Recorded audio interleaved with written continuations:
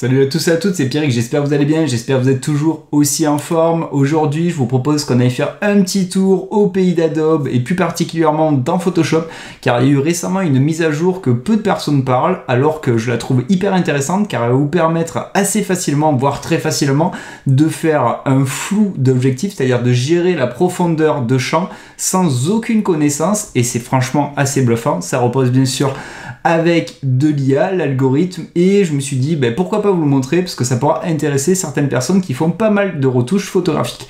Donc installez-vous confortablement et c'est parti pour une vidéo au pays d'Adobe dans le monde du flou de l'objectif. Allez, let's go!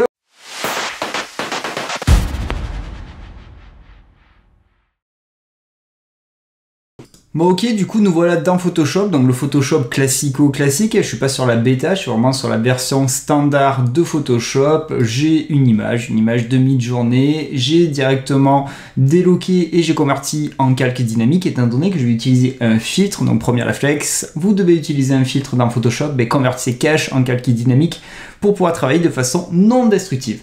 À partir de là, je vais dans filtre et je vais tout simplement aller dans le filtre Camera Raw. Si vous avez jamais utilisé le filtre de Camera Raw, c'est pas bien, parce que c'est un vieux filtre. De mémoire, je veux pas dire de conneries, mais je crois qu'il est arrivé dans CS5 parce que moi ça m'avait impacté. J'étais trop content que ce filtre arrive. Et quand vous avez juste des besoins de retouches colorimétriques, d'exposition, le mieux c'est de passer par le filtre de Camera Raw en fait. D'ailleurs peut-être vous avez déjà vu la fenêtre qui s'ouvre, parce que si un jour vous voulez ouvrir un RAW, un fichier source de votre appareil photo directement dans Photoshop, il va vous ouvrir de base Camera Raw, qui est un logiciel de développement de photos comme l'est aussi Lightroom en fait. Donc je lance le petit filtre et c'est là où ils ont rajouté une fonctionnalité que je vois déjà ici. Donc c'est en bêta, c'est un accès anticipé, mais ça marche plutôt déjà pas mal quand même pour une petite bêta. Donc flou de l'objectif, lens blur pour les aficionados du terme en anglais. Donc je peux l'activer, bim, j'applique directement mon élément, c'est en train de calculer, l'algorithme est en train bien sûr d'analyser mon image. Il faut un petit temps, mais ça va, c'est pas long, on va pas attendre 50 ans. Et à partir de là, automatiquement, il a analysé la zone de profondeur que je peux voir ici, la depth map. Il s'en est plutôt bien sorti. J'ai la possibilité, bien sûr, de l'adapter directement ici. J'ai la possibilité de modifier le taux de flou en fait. Donc de base j'ai mon image originelle, et plus je vais avancer, plus je vais blurrer le background en fait, chose que font maintenant pas mal de smartphones. D'ailleurs l'iPhone 15, c'est ce qu'il vous propose. Quand vous allez claquer une photo, même quand elle est claquée, vous aurez la possibilité de gérer la profondeur de champ, donc ça c'est hyper intéressant. Ensuite, on a la possibilité de gérer à quoi vont ressembler les effets de bokeh. En fait, il y a plusieurs formes spécifiques, formes qui sont ici. Et franchement, elles sont assez bien représentées sous forme de pictos. Donc, vous voulez un peu plus des bokeh sur des formes circulaires, des formes qui seraient comme des bulles, des polygones. Donc, il y en a qui marchent mieux que d'autres en fonction des images.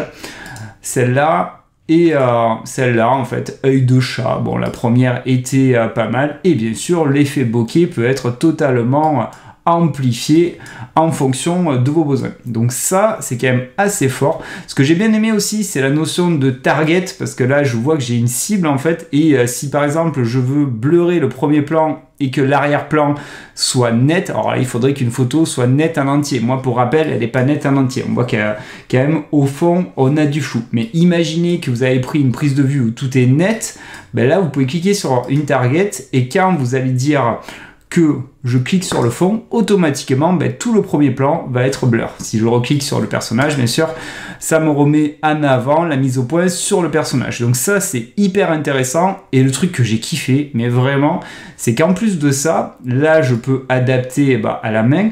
Mais si au niveau de la profondeur de champ, on voit que il a merdé, j'ai la possibilité de l'adapter en fonction de mes besoins. Donc ils ont un petit peu pensé à tout, franchement, pour un accès anticipé. Je suis étonné que peu de personnes en aient parlé. C'est sorti il y a quand même 1 ou 2 semaines, on va dire 2 semaines.